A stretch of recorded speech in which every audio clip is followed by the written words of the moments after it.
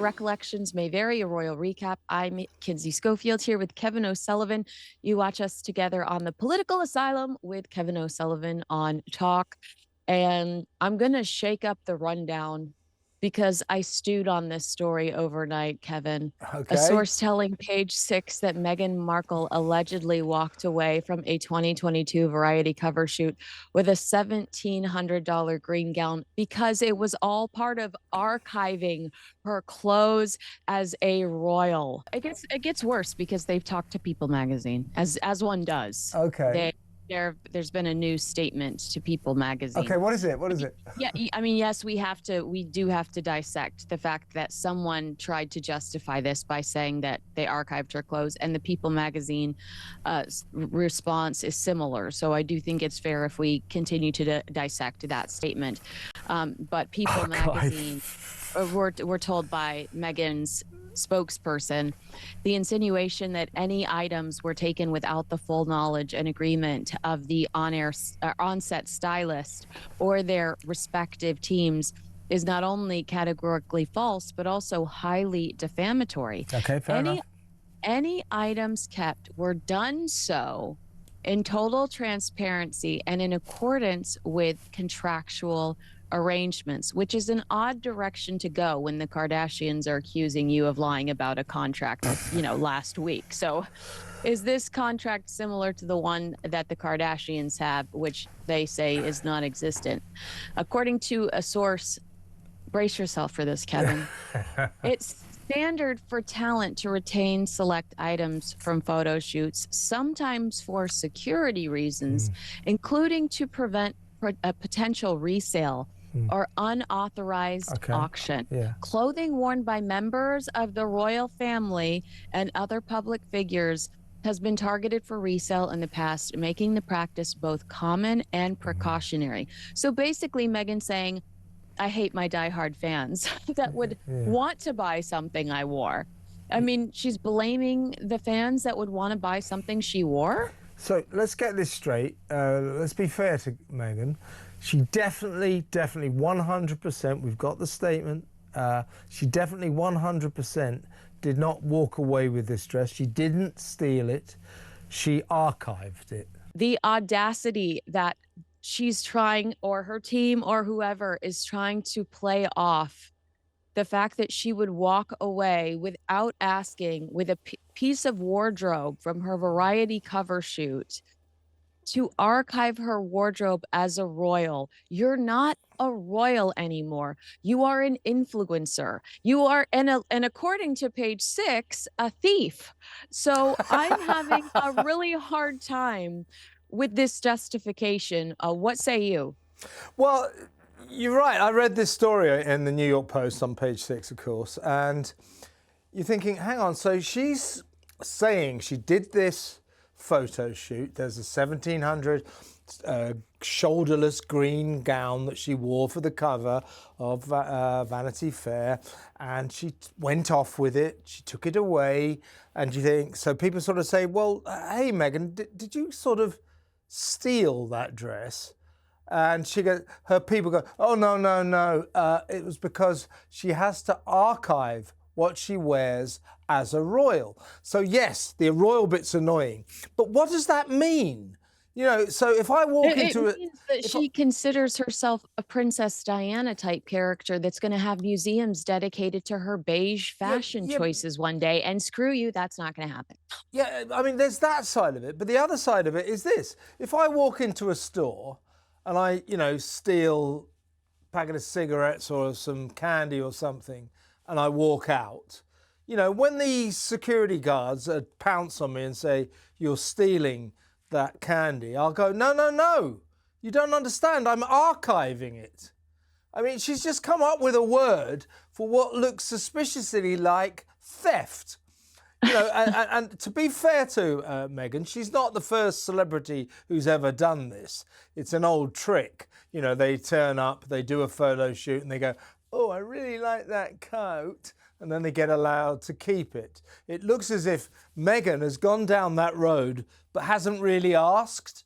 And she's just gone off with a $1,700 gown. And as Page Six says, as various observers have said, Well, surely she could afford to buy her own $1,700 gown.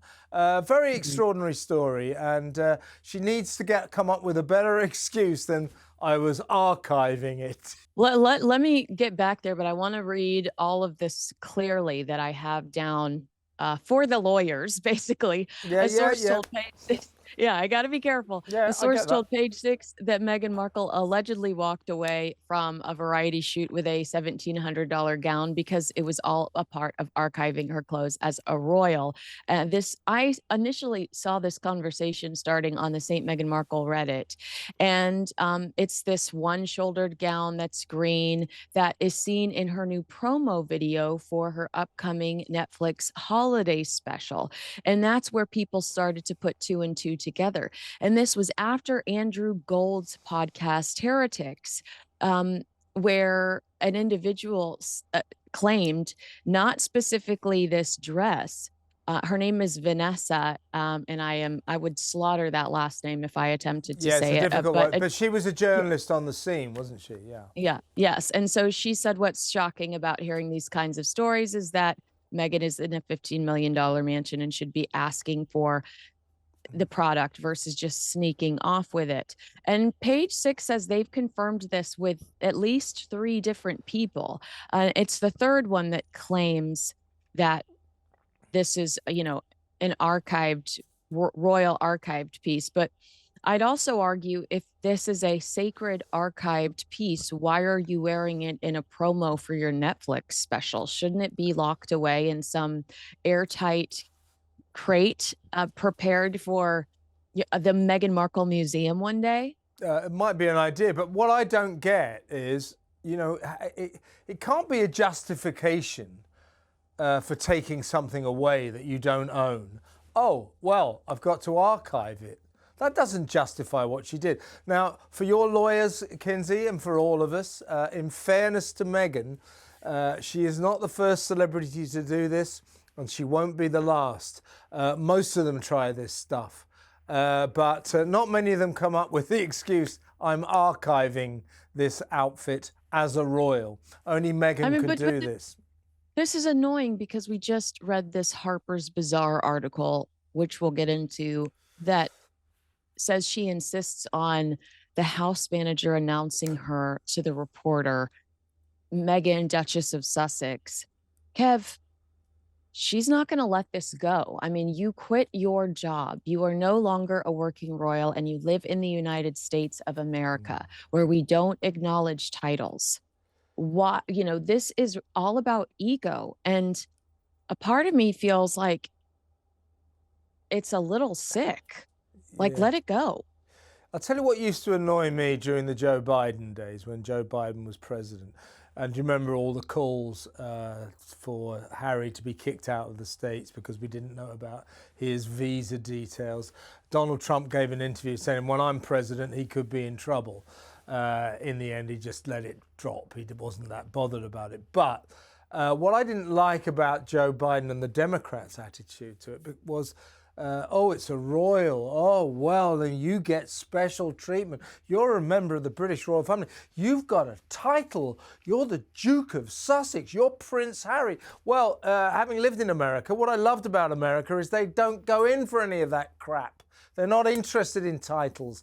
They're interested in equality. Nobody is better than the next man. And I don't like it when America goes down that path.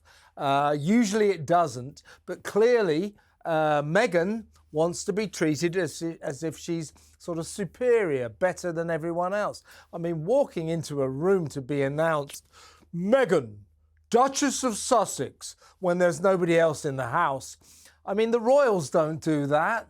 I mean, frankly, I don't want to get too snobby about this, but we're talking about a former glamour girl on a game show, Deal or No Deal, used to wear high heels and open the box. Wait, by the way, I have some intel because I was with Howie Mandel yesterday, host of Deal or No Deal, and I got intel on Meghan. Of course. He's got pictures of Meghan, a picture of Meghan in the studio. He also had pictures with Diana and Charles in his younger days when he had a head full of hair. And one of his coworkers who's worked with him for 30 years and also worked with Meghan on Deal or No Deal said Meghan was a backup girl. She wasn't even one of the main core. You know, if somebody called in sick, if somebody couldn't Call for show up or Meghan. had an audition, Yeah. they would call Meghan. So she And was on so the subs bench. She was on the subs yeah, bench. and so Yeah? he was saying like not only do none of us remember her, we were shocked at her commentary about feeling like a bimbo and feeling less than because we don't remember, like we never saw her on set. She wasn't memorable. She wasn't around, you know, like he was like she was basically just a backup girl. And it's again to the Harper's Bazaar, it's this consistent rewriting of history. You Yeah. know, the Harper's Bazaar is just a beautiful example of Meghan trying to rewrite her history, ignoring the fact that Thomas Markle primarily raised her because her mother was off with her jewelry business, according to Tom Bower's book. But you know, I just thought that that was so funny that she has positioned herself as like the Deal or No Deal girl. Yeah. This was her big start in Hollywood, and she had to leave it. She had to give it up because she felt like a bimbo. And these guys are like, "Who? You Yeah. were a backup." Yeah. I mean, that doesn't surprise me, but it makes the story even worse. I mean, she wasn't even a frontline Deal or No Deal glamour girl. She was a sub. She was on the subs bench. But just underlines what I'm saying, you know. And now she demands that people announce her when she walks into a room. Meghan, Duchess of Sussex. It's ridiculous. Does she think people do that in Britain? Do you think that the royal family have people announce them when they walk into rooms? That only, Meghan, I'm sorry to disappoint you, that only happens in the movies. It doesn't happen in real life. You know, that article in Harper's Bazaar, as you say, was, to coin a phrase, pretty bizarre. What did she say at the beginning? Something about she for so long she lost her agency and now is taking control of her own narrative again. Once again, I mean, she comes up with different ways of saying this. Time and time again, doesn't it? That when she was with the royal family, they destroyed her as an individual. You know, they crushed her personality.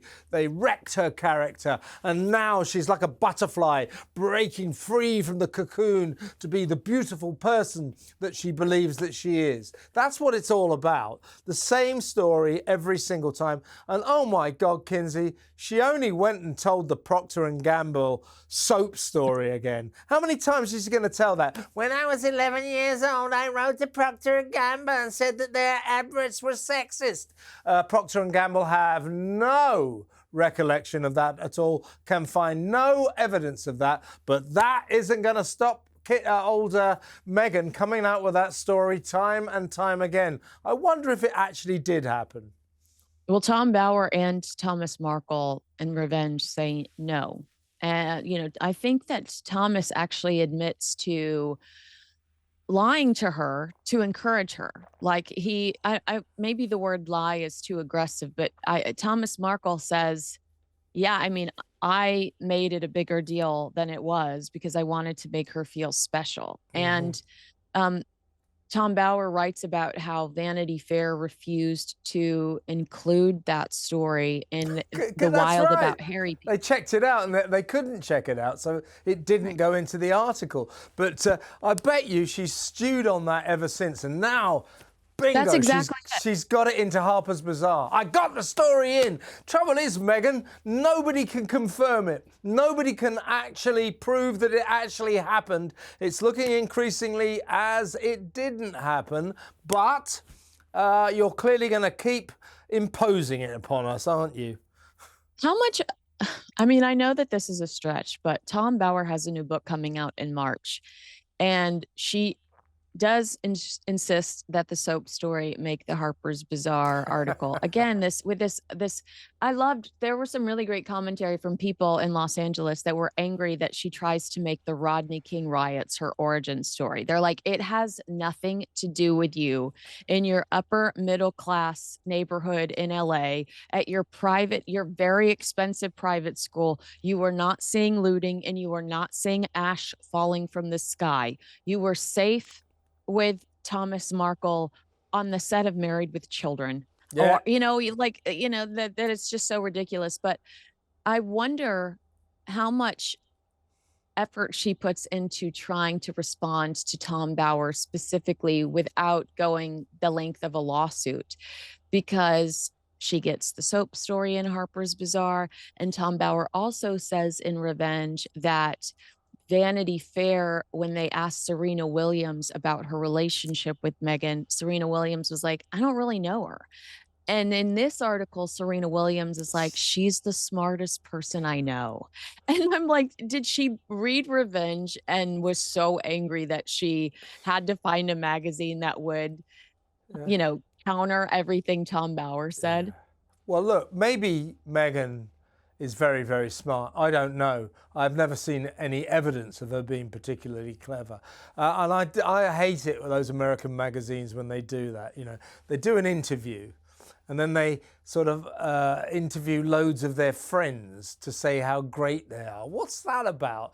It's like sort of choreographed backside licking, isn't it? It's just ridiculous. But yeah, long litany of people, including Serena Williams. Oh, she's the smartest person I know. Oh, she's so clever. She's so brilliant, and so on and so forth. I bet you old Meghan loved that article, except for elements of it, because the journalist who wrote it, although it was fairly sycophantic, there were moments where the journalist sort of let Meghan have it. For example, telling the story of her being announced at a brownstone in New York where only the journalist and Meghan were in. What is that about?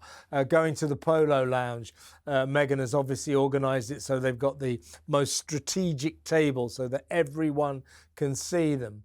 And then, by the way, you'll know this as a journalist, Kinsey. So you got Wait.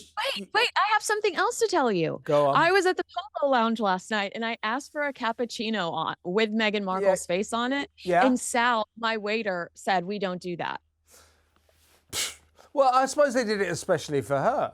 But that interview, the thing that struck out to me was, I mean, obviously very weird that they served her a cappuccino with her face drawn in the foam. And then she looks at it and she goes, oh yeah, I recognise that when we were in South Africa. How do you know that? It's in the coffee, for God's sake. But what struck me was that the seating arrangements, they're on this big table, strategic main table in the Polo Lounge, all the stars there. And there's Meghan, and there's the girl interviewing her, and in between them is Meghan's communications chief. That's not how you do an interview. Don't stick your PR in between you and the journalist. It's like a barrier. But also at the same time, I think we can both agree that this piece was less weird than the Cut interview, where she talks about how her and Harry are the two palm trees in the backyard holding hands. I think she can them to salt and pepper shakers. She talked about when they got married, people dancing in the street, like when Nelson Mandela was freed. So maybe that PR person is sitting in the center to stop Meghan from saying crazy what. Well, yes. I mean, that's having a PR, a publicist there as you do the interview is one of the scourges of journalism. It's the last thing you want. It's bad enough having them there, but sticking that person in between you, the journalist, the publicist, then the subject of the interview, in this case, Meghan, that's not how you do it. That is a disaster, an absolute disaster. And you can tell from the way that interview was relayed in print that Meghan controlled every second of it. And some of it was just unbelievable. I mean, the courage, the bravery. She hopes her children see the bravery in her jam making. It was much more than just fruit bubbling on the stove. No, Meghan, it wasn't anything more than fruit bubbling on the stove. How would your children manage to see that as courage or bravery? Talking about Harry, his love for me, he loves me more than anyone else in the world. His love for me is bold. What do you mean his love for you is bold? And once again, a long... I think she meant bald. Yeah, bald. His love for me is bald. Yeah, he's not going to hang on to those few sprinkles of red hair up there for much longer, is he? he's going to have to go bald completely. But long diatribe about how Harry loves her more than anyone in the world, how his love for her is bold, his love for her is childlike and energizing and one. He loves me so much, he's always got my back. He loves me, he loves me, he loves me. Not a single word about whether or not she loves him. This holiday, while others are chasing the rush, find your sense of calm with Peak. Peak has been so good to us, so please show them some love. They are a luxury wellness brand powered by rare plants and cutting-edge ingredients, offering the perfect remedy for this season's hustle and bustle. Their science-backed botanicals, minerals, and vitamins support metabolic function, immune health, sustained energy, and radiant skin. In this festive season, choose serenity as the ultimate luxury with Peak. One of their newest essentials, the Deep Hydration Protocol, is a day-to-night electrolyte system that keeps your body and skin hydrated while promoting better sleep. Made without sugar, fillers, or artificial flavors, and crafted with natural ingredients for a clean, spa-like taste you can feel good about. Daily use supports hydration, glowing skin, improved sleep, and sustained energy. I personally love to start my day with BT Fountain, their beauty electrolyte, the multitasker your beauty routine has been missing. BT Fountain floods your system with hydration, leaving your skin as bright as your Christmas tree. Bonus, it keeps my energy high long after the coffee buzz fades. Feel the holiday magic and unlock your healthiest glow with the most exciting offer of the season, 20% off site-wide for life, plus a complimentary exclusive holiday bundle. Go to peaklife.com/Kinsey. That's PIQUE life.com/Kinsey. This is hydration redefined. Try it and glow from the inside out. And I suspect, I don't think there's any room in her life, in her narcissistic life, for love for anyone else. She's too busy loving herself. It is extraordinary. And then what does she say? Something about her fame now is at such a irrevocable level that she has to work out how to use it and the influence and that.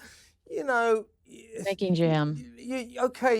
All right, you're famous, Meghan, but you're not popular famous. So you think, how am I going to use this? You've got to be popular. People have to like you. Do they like you? They're not going to like you with that kind of hagiography in Harper's Bazaar. They're really not going to like you for that. They're not going to like you for saying that making jam is brave. They're not going to like you for trying to con people into buying honey for $28 a pot and so on and so forth. And wine for $120 or whatever it is. They're not going to like you for that. So yes, people know who you are. Yes, you are famous. Don't go running away with that. Being famous comes on a number of levels, and the level you come on fame-wise is not a good level. It's a bad level. Toxic, yeah. It's more like infamy. Toxicity, yeah. Yeah. So there's a line when I broach the topic and ask Meghan what she's learned from her mistakes, she deadpans. You learn not to do it again. Okay, Einstein. Before clarifying, if it all goes swimmingly, you don't learn from it. Actually, you do. You're like, let's do that again. Yeah. You know, that was a great success. Let's do that again. Yeah. If you don't learn anything, you're not going to grow. Meghan, there's no such thing as perfect. I too get to make mistakes. There's also not a lot of fun. That was an admission, wasn't it? What a good session that was. She actually admitted that she too makes mistakes and that she sometimes is not perfect. Wow. And there was us thinking that she was actually the image of human perfection, the greatest woman ever born. And there, what an admission. She's not necessarily perfect. You don't say, Meghan. She's unbelievable. She is unbelievable. And then like days later, she releases a video on Instagram wearing white while setting up, you know, something ridiculous in the kitchen. And everybody's like, if I wore white, my children would use my t-shirt as a canvas. And she's, anyway, but my point is, would we respect her more if when a question like that is posed to her, she said something to the effect of, well, mistakes are really hard in my position because everyone's watching and I'm sensitive about it. You know, I feel like that was still an arrogant answer because she's sort of dismissive of it. I think if she said, I have a tough time because the entire world is watching and commenting on it, I might go sit back and go, oh, maybe I'm being hard on her. Yeah. But when I read that answer, no one is perfect. I'm like, come on. Well, you sure as hell aren't. Exactly right. And the way she speaks, you know, her use of language, I mean, it is like English as a second language. You can't understand a word she's saying. You know, we know about sort of Californian space cadets who tend to talk in that psycho-babble. I always found it when I was there, I always found it sort of quite sort of endearing, quite amusing. But Meghan, she's lost in psychobabble. I mean, the way she talks, she's an extreme example of lost in West Coast space, lost in psychobabble, talking nonsense that nobody can understand. And it's disguised intellectual, isn't it? It's supposed to sound clever, but it actually sounds to me utterly moronic, empty, and meaningless. Doesn't mean anything. It's just nonsense.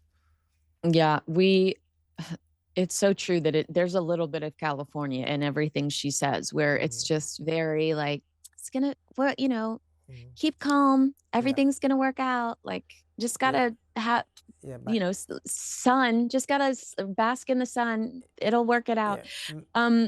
So there's a line about, and I think I said this on the political asylum, about her grandmother in Tennessee, and she's trying to justify the jam origin story. And she was like, I used to, you know, do preserves with my grandmother. Now back to the dress.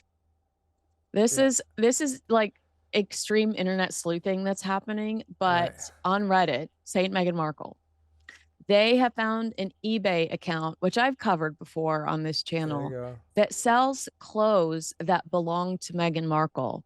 Oh yeah. And they have I hate to use the word exclusive, but they have never before seen images of Meghan, like selfie style, in these clothes. Of course, AI is crazy. Maybe these are AI images. Yeah. But people will be like, I cannot find this picture of Meghan anywhere in this down vest. Like, where's this picture coming from? Is this Meghan?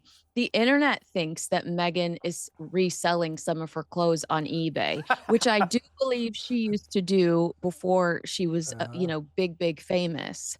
And it's in their minds been confirmed to them that it is her, because this store's out of Tennessee and she's announced that she has family in Tennessee. And that to me would explain taking clothing you can afford from a photo shoot much more than a royal archive. But I just thought that that was a very funny conspiracy going around, that Meghan Markle is also making money on eBay by selling clothes, claiming to be somebody else and using pictures of herself. Well, I wouldn't put it past her, put it that way. I'll tell you what interests me about the grandmother story, the Tennessee grandmother. Where did that come from? You know the saying, you can't make everyone happy, you're not chips and guac? Well, it was likely written about today's sponsor, Masa Chips. Do you ever read the label on a typical bag of chips? It's often a science experiment of seed oils, MSGs, artificial dyes, and mystery ingredients. Masa is part of a growing movement to bring back real food. Masa's chips contain just 3 ingredients: organic corn, sea salt, and 100% grass-fed beef tallow. Not only do these chips avoid the bad stuff, they are crunchy and taste incredible too. Snacking on Masa chips is nothing like eating regular chips. With Masa, you feel satisfied, light, and energetic with no crash, bloat, or gross, sluggish feeling afterwards. You won't find yourself binging and feeling hungry. Personally, my favorite flavor is the original. It's absolutely delicious, clean, and crisp. If you love Masa, then you'll love Vandy Crisps. Vandy, Masa's sister company, makes the most delicious 3-ingredient potato chips I've ever had. My favorite is Smokehouse BBQ. Love the barbecue. How Texan of me. Ready to give Masa or Vandy a try? Use code Kinsey for 25% off your first order at masachips.com or vandycrisp.com, or simply click the link in the video description or scan the QR code to claim this offer. Don't feel like ordering online? Masa and Vandy are now available nationwide at your local Sprouts supermarket. Stop by and pick up a couple of bags before they're gone. Thanks, guys. First time the Tennessee grandmother has cropped up in a glamorous life story? First time? Yeah. Yeah. Yes, because the first time she talks about the origin of As Ever, an American Riviera orchard. Yeah. She says that she gifted some product to Netflix, and it was Netflix's idea that she turned this into a show. And um this next time she's talking to in Washington D.C. and she says it was her idea because that's what she was doing comfy cozy during COVID. And she thought that she would turn this into a business. She was sitting around making jam with their kids. So the story continues to evolve. If that were the truth, that should have been the story we heard from day one. As ever means a lot to me because it reminds me of my grandmother, Yeah, period. yeah, yeah. You know, and I told you at the time during the Time 100 Summit when she says Netflix is the creator, I said to you, she's doing that so she can put blame on Netflix in case it Yeah, fails. yeah. And I still feel like that's what the thought process was then. Yeah, I agree with that. But the granny story, it's this kind of attempt to create, a lovely familial backstory. Oh, my family, my granny in Tennessee, I used to go and see her and we'd make jams and preserves and all this. So you think, oh, we're trying to create a nice family story. Oh, wait a minute.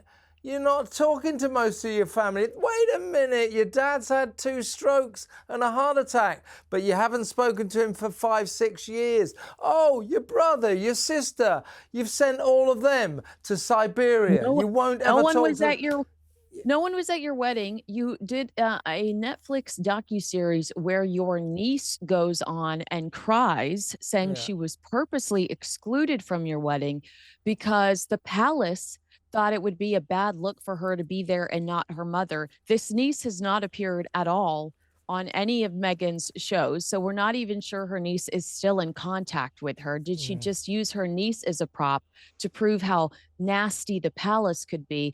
Uh, Even though Lady Elizabeth Anson tells Sally Bedell Smith that the Queen was heartbroken that Harry and Meghan excluded cousins from their wedding to ensure that George and Amal Clooney and Oprah Winfrey could have upfront seating. George Clooney, who walks in and says, "I've never met her." Um, Yeah. and this is all, I want to say that this is all strategically to give credibility to her doing a holiday special, which is bizarre, Harper's Bazaar. Bizarre considering the fact that she is not in touch with anyone in her family, but she doesn't really mention Netflix at all. And to me, that's proof that that relationship is weakened. On top of a million other, issues. She's not going to be stuck in Netflix house. How I mean, when I was driving around yesterday, Netflix had signage all over the place and not one Meghan Markle billboard or not one Meghan Markle pop up. Stranger Things and some giraffe stuff everywhere. But it tells you that Netflix doesn't really believe in this product. I think it's a fairly safe bet that the With Love Meghan holiday special, the Christmas special, will be the last thing with Meghan in it that we see on Netflix. I mean, we've talked about this before, but she's clearly courting Jeff Bezos in a financial way, clearly. She's in this film, Close Personal Friends, which he's financing. And I think she sees Amazon, which is becoming a much bigger production company in Hollywood than it was before. I think she sees Amazon as her potential filmic future in Hollywood and not Netflix. I think Netflix, although they still make the right noises, I think they fell out of professional love with Meghan a long time ago. By the way, whatever happened to Meet Me at the Lake? Is that ever going to get out of development, or is it ever going to get into development? They just bought the rights and didn't do anything. Sums up Harry and Meghan, doesn't it? And Amazon has Carly Fortune's other book.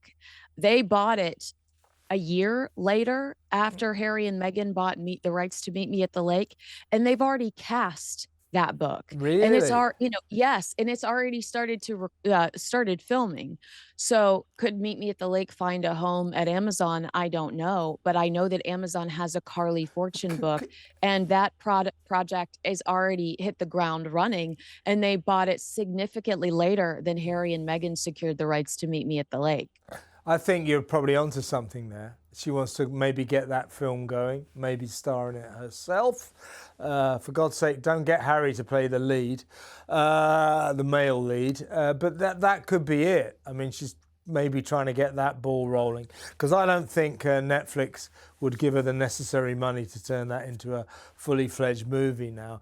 Yeah, so I think that the sort of slow divorce between Harry, Meghan and Netflix is gathering pace. I think it's accelerating.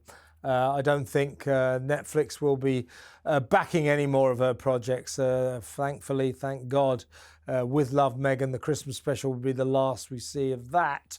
And going forward, her future projects, if any, will probably be on Amazon, not Netflix. To your point about it looking like there is a breakup, Prince Harry, his next appearance is at a Hilton in Toronto. He's going to be talking to real estate entrepreneurs. Yeah, it's exciting. Service and leadership. The headline keynote speaker, Prince Harry, humanitarian, mental health advocate, environmentalist, and military combat veteran. His work is dedicated to creating positive and lasting change for communities and the planet. That's why he loves private jets, particularly in advancing conversations around resilience and healing. Is that what Spare was? That big wine fest? Is that what the Netflix docuseries and Oprah Winfrey's interview was, where he just perpetually complained about daddy cutting him off financially? That's not resilience. That's somebody that's got a bone to pick. That's somebody that's got a chip on his shoulder. Kev, what is Prince Harry going to teach this group of self-made men and women that don't have a daddy that's the king of the Commonwealth? Tell you what, do me a favor, read out that eulogy that the estate agents wrote about him again. What was it? Read that again. What did it say about him? The headline keynote speaker is Prince Harry, humanitarian, mental health advocate, environmentalist, and military combat vet. His work is dedicated to creating positive and lasting change for communities and the planet, particularly in advancing conversations around resilience and healing. Oh, but they also say, no, he won't be speaking about real estate. Yeah, exactly. But the translation of that is, this guy doesn't do anything at all. He doesn't have a job. He doesn't do anything. Advancing conversations about resilience. What does that mean? Here's another thing that annoys me about Harry. So yeah, he's going up to this estate agents convention where his speech will be about leadership. What was it? Leadership and something else? Service. Service and leadership. He's obsessed with service and leadership. He's obviously getting a great big fat fee to do it. His speech won't be about real estate. His speech will be about service and leadership. He's obsessed with leadership. And you know why he's obsessed with leadership? Because leadership puts someone at the head, in charge. Someone's in charge of everyone else, telling them what to do, higher up the ladder than everyone else. You know, leadership is not something that you should celebrate. Leadership is something you should be very, very careful about. But he thinks it's the greatest thing in the world. Leadership, loving or celebrating leadership means that you believe there are all these people that need to be led. Do you see what I mean? It's a very aristocratic view of life, and he doesn't know anything about leadership anyway. And service, he gives us service. Well, we know what he's like with service. He had a life of service when he was a member of the royal family, but he didn't like that very much, so he thought he'd bugger off to the west coast of California with his wife to soak up the sun and smoke a few joints. So that's his approach to service. So, you know, I can't wait to hear that speech. December the 1st, isn't it, in Toronto? Always going to Canada, isn't he? He's going to make that speech. Boy, I wish I was there. It'll be funny. I feel like this is the route I thought he was going to take when they announced Megxit. And I kept saying that. I said, don't worry about his book. It's going to be about like overcoming the death of his mother and how he's a better person and how he survived.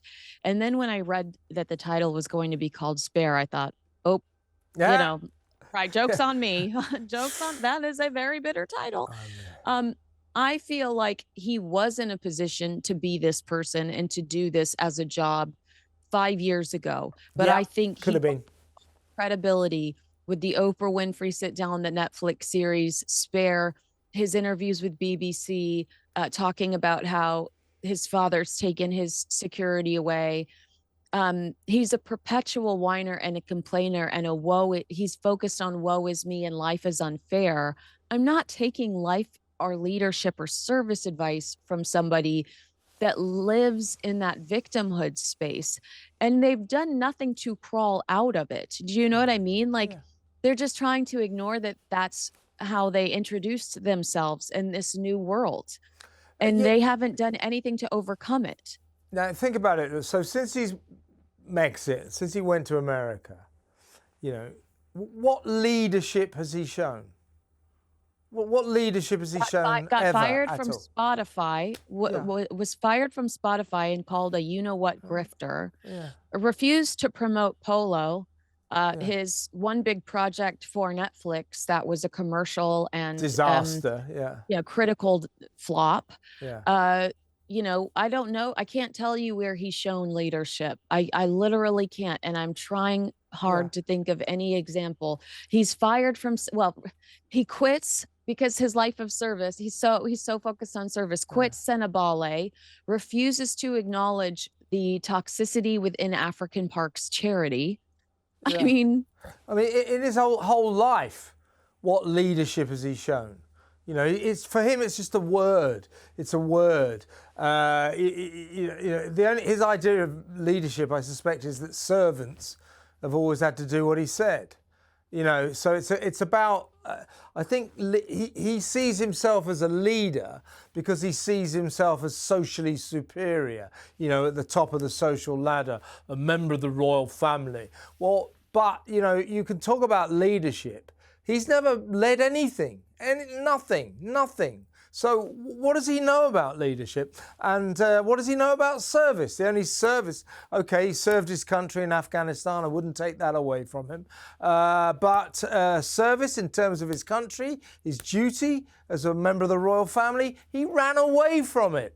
He ran away from it. He didn't want to live a life of service. He wanted to go and smoke joints in the Californian sun. So don't talk to me about service and don't talk to me about leadership because you've never shown any leadership. It's unbelievable.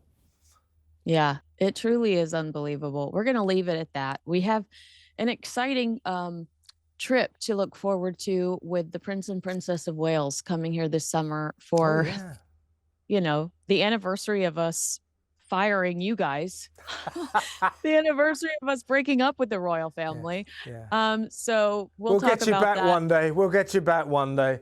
That's a work in progress. By that time, I will probably be your neighbor, and I will be like, well, not my problem. But we'll talk about that soon because that's something to look forward to. Sources saying Harry and Meghan are being iced out.